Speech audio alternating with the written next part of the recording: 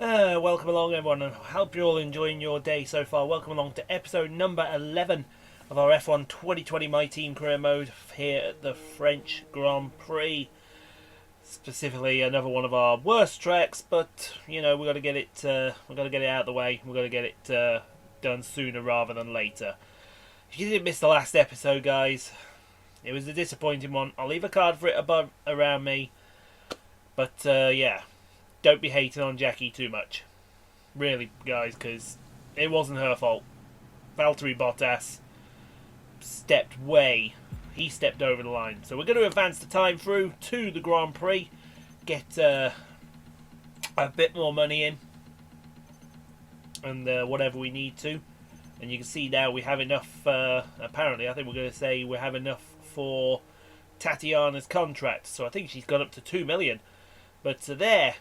And you can see we have now got the activities management. That's going to boost morale up more and more as the days go on. You can see that everything else looks hunky-dory. We may start thinking about another upgrade sooner rather than later. But we'll have to wait and see what comes of that in the future.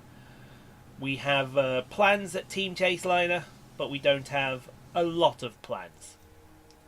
So, R&D wise.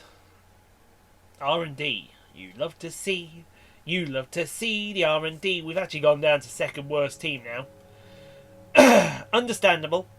And you can probably guess why, but yeah. It is what it is. Haas are upgrading very nicely, which you didn't want to see. We want to be beating the Haas team. Hopefully we get another sponsor after the French Grand Prix. So let's look at the championship, shall we?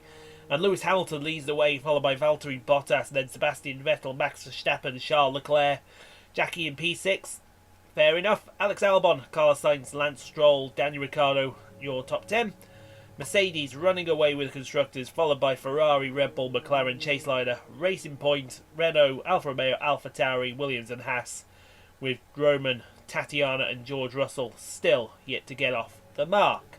So, we're going to get practiced around the Circuit Paul Ricard, we're going to get qualified around here, and we'll see you on the start line for what should be a rather exciting French Grand Prix, if it doesn't suck too much. Welcome along then to France, host of the world-famous Tour de France. But we're not talking two wheels today, we're talking four, in a country widely thought of as giving birth to the art of motor racing back in the late 1800s.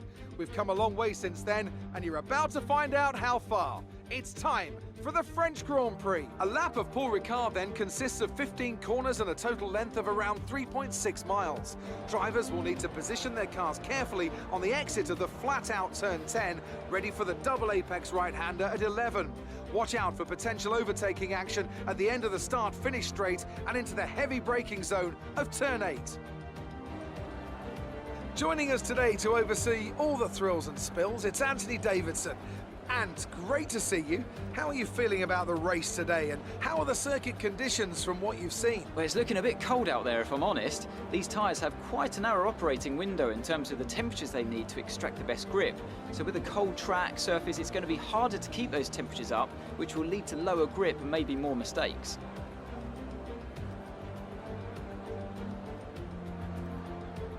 With the race minutes away from starting, here's what today's grid rundown looks like. Good job yesterday from Valtteri Bottas. The Finn starts from pole position, and it's Charles Leclerc in P2. Moving on to the rest of the grid, we have Verstappen, Albon, Sergio Perez, and Ricciardo, Norris, Stroll, Sainz, and Lewis Hamilton, Gasly, Ocon, Sebastian Vettel, they've taken a grid penalty, and Magnussen, Grosjean, Giovinazzi, Kimi Raikkonen, and Tatiana Calderon, Kvyat, Russell, Latifi, and Midas.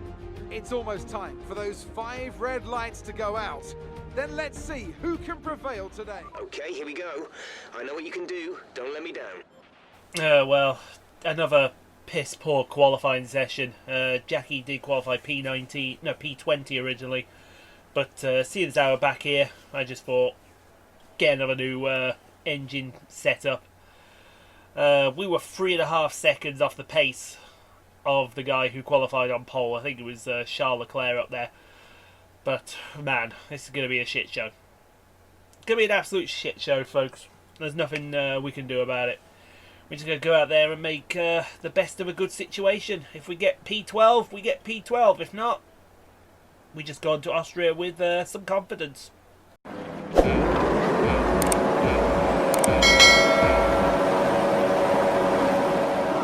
It's lights out and away we go. Good start there from Hamilton at the front of the field there. He's got away very well there. Jackie didn't get away very well there. One of the Red Bulls is... Look at that. We got there's a bit of carbon fibre flying through the air there. I don't know if you all saw that. Jackie was pushed off the circuit by one of the Williams there. I think it was George Russell. She's going wheel to wheel there. One of the Alfa Romeos there. He's going to try around the outside. Oh, I think that's Tatiana in front of her. Tatiana getting all kinds of squirrelish going into turn 6 here. And around the outside Jackie will go, which will try around. Well, she thought about going around the outside of Tatiana there. Oh, and she's got very close to the Alfa Romeo. I think that's Kimi Raikkonen sitting there in... what would that be now? 2019. She's in P18 at the moment, so Tatiana's P17.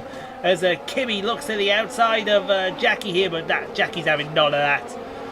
She's way too experienced there to put up with that kind of crap. Excuse me, from the Iceman. But actually, no, she's not. She's P19. No, hold on. I was right the first time. P18.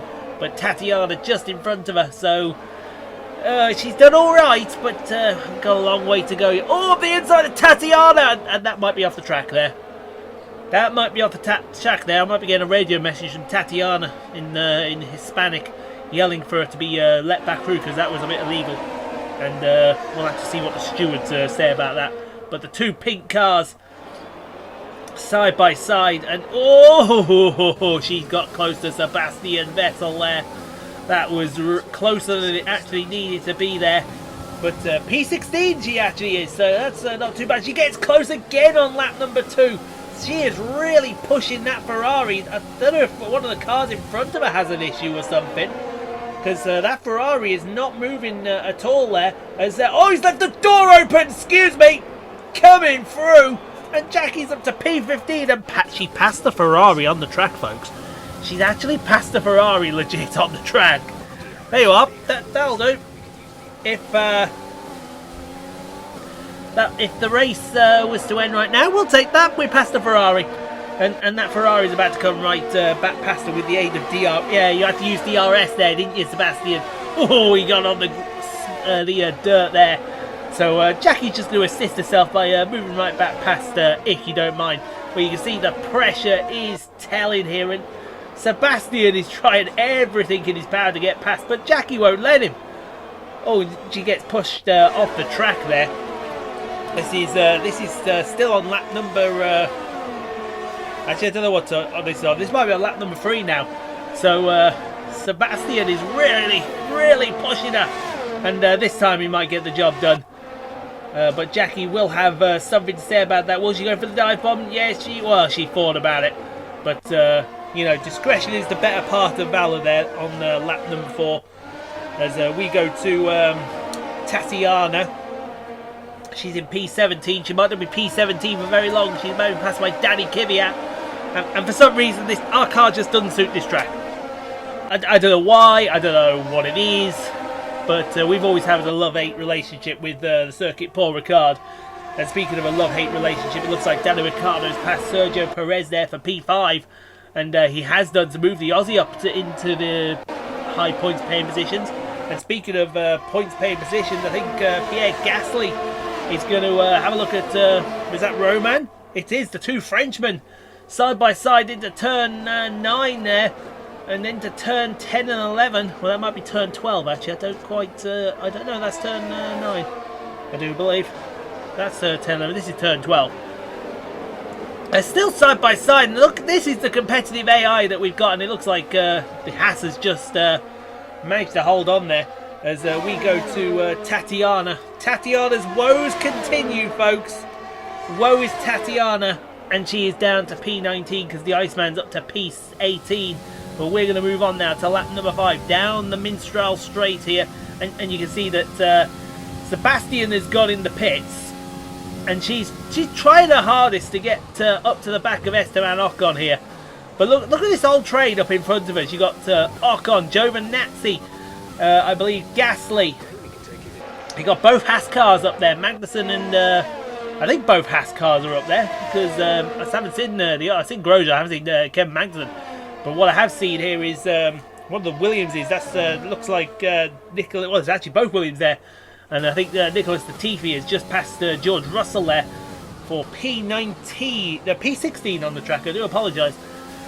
Someone's feeding me misinformation here, but this just isn't working. So we're going to get her in now, and we're going to try an undercut here, all off the track. But down into the pit lane, there's Grosjean and Ocon. So they've also fought undercut here. In fact, most of them are thinking undercut. They want to undercut a few cars here. Will we get to see a pit stop, or will we get absolutely kiboshed here as Jackie pulls into a pit box right about now? Of 18 girls holding rubber, and she's off and underway again. I don't know what happened there. I think the French TV cameras are having an absolute field day. Not something that you want to see, but she is up. Well, she's down actually into P19. She's got fresh mediums on though, so we can start working with this and start seeing if she can get up to the front of the field. We highly doubt it, but we will see, and we will live and hope and see what does become of what might become. If she can get an undercut though on a few of the cars in front, she might be in the money. But for P10, Charles Leclerc, he's made his pit stop, and he's going to easily get past Nicholas Latifi here for P10. Past the Canadian goes the Monegasque driver, and he's up a position as Jackie goes into the Mistral chicane. And now down the rest of the Mistral straight. She really is struggling. And I haven't got the absolute foggiest what is going on here. But we're going to move on to lap number 7 here, and this looks like Sergio, the charge of I've got his name for a second. Charles Leclerc is continuing. Actually, no, that's Sebastian Vettel. I do apologise. He's around the outside of Sergio Perez, so that's a P9. Jackie hasn't really made many gains other than what you see out on the track. So she really is struggling for the moment. She really is out there struggling. Danny Ricciardo isn't struggling though. He's blowing up. He's blowing up just as one of the Mercedes. Oh my God! Did you see the move that Vettel just did then? I think he saw that Mercedes coming and blocked him off. But now we're going to move on to the restart here. This is the restart on lap number 11. And you can see that Jackie's moved up a few positions, but she really is struggling, folks. I reckon if we can get P12, we'll take that result, which is in P13 at the moment. She needs another position to advance herself and get some points there. But it's just going to be an absolute struggle as we go on to lap number 12. And you can see through turn 6, she's still hustling. She's still having. I think Grosjean is struggling this year. She may be here for the taking. Well, he may be there for the taking. We'll have to wait and see. But Giovinazzi is the car I'd be worried about, because Giovinazzi is coming. Jackie is making slight gains, but that's all it is. Slight gains. It's nothing to speak home about. Oh, she thought about going to the inside of Ocon there. And I wouldn't be too worried about Ocon. Worried about the car right behind him. That's Giovinazzi around the outside. Oh no, now down to P14. Oh yeah, giving him back. There you go. Defend P13 for all it is worth. P13 is gold dust right about now, as is every other position that we go out there and fight for. Because, like I said, this car is absolutely garbage today. I'm going to have a word with the guy that put this car together. Really have a strong word with him as Jackie comes out the final corner. There's just no traction, no grip, no nothing, and she's about to be passed by Giovinazzi, isn't she? It's like our car just doesn't have... We've put a fresh engine in this car. There's no speed. What is going on? What is going on around here, folks? I mean, I don't know. I honestly couldn't tell you, and I really haven't got an absolute clue. But look how close she is there. She's really close. Meanwhile, we should all be on our hands and knees, pray and worship to this man. Sebastian Vettel is absolutely charged through the field, and I mean absolutely charged. Charge! He says. Round the outside of the mid-straddle chicane, he's up into P4. That's incredible. He's past Alex Albon, he's up into P4. And Jackie's gone wide. Oh, that was her one chance to get Ocon, and it may put her into the hands of Antonio Giovinazzi. Oh, I really don't hope it does, but it may. Oh, that's just rotten luck. Absolute rotten luck. There goes Giovinazzi. Well, actually, no, Ocon and... sorry, that's Ocon and... there you go. So Ocon's past Grosjean for P11. Giovinazzi's past Jackie for P13. It may be P450 as that Alpha Tauri comes through. Keep that Alpha Tauri back there if you don't mind the Danny Kvyat. We don't want to be seeing too much of him. Meanwhile, out of the front of the field. Class of the field today, folks. Looks like your winner... It's going to be the Mercedes again. Valtteri Bottas wins the French Grand Prix. And he wins, it looks like, by a canter. But here comes Jackie. It's going to be P14, but from where she was, with how bad of a car we've had this weekend, I think we can safely take P14 all the way to the bank. And, yeah, come up with a new idea for next week in Austria. We'll do just that, Jeff. Sebastian Vettel should be driver of the day by a mile. Absolutely he is by a mile, although the Dot seems to be the driver of the day for some peculiar reason. A great race then, and a fantastic victory here at Paul Ricard. Anthony Davidson, a resounding victory today. What set them apart from the rest? Well, the safety car completely changed the race, didn't it? It's hard to say exactly what would have happened without it, but there's no question that they came out of that situation in a good position.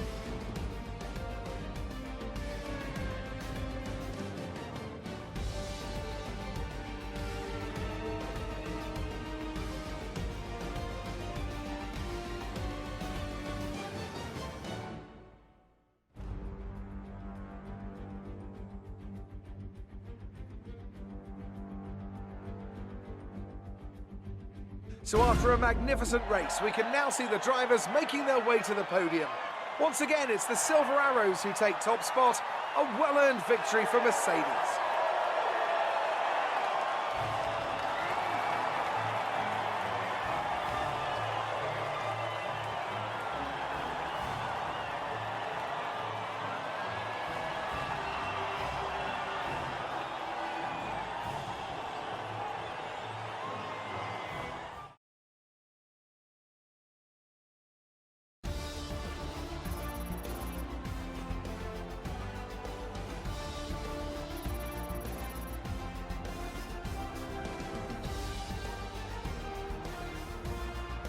Let's have a quick look at how the drivers' standings have changed. Not the result our points leader wanted, but it certainly makes things interesting going forward. Now, let's discuss, Ant. Who would you say is a contender for driver of the day? I have to say Sebastian Vettel certainly caught my eye during today's race. Incredible driving.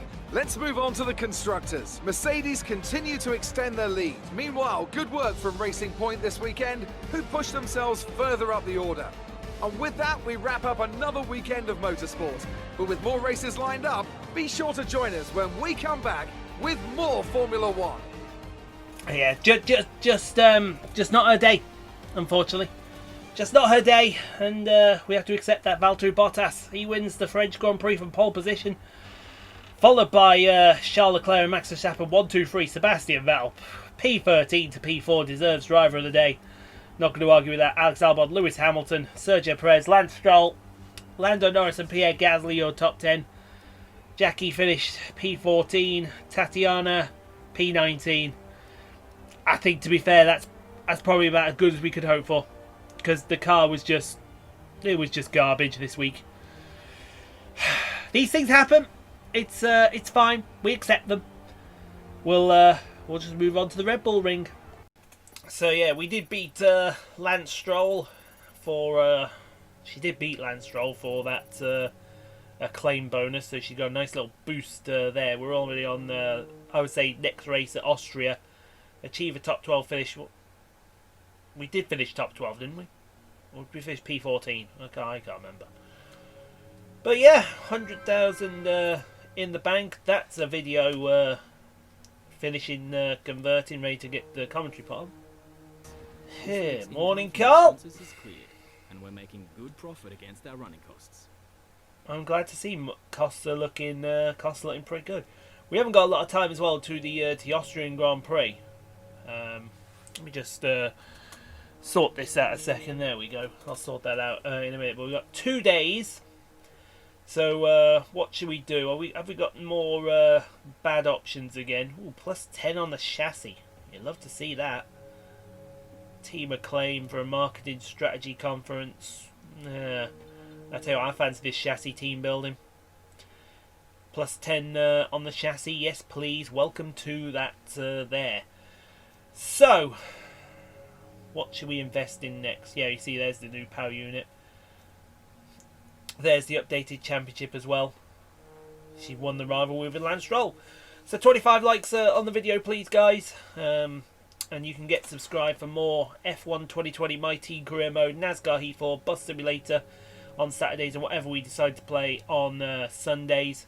It was a bit of a shit show. We do apologise for that, but, you know, it is what it is. Hopefully we'll see you for the Austrian Grand Prix in a couple of days' time, but until then, folks, take care of yourselves. Hope you enjoy the rest of your day. We'll see you for the Austrian Grand Prix next time. Goodbye.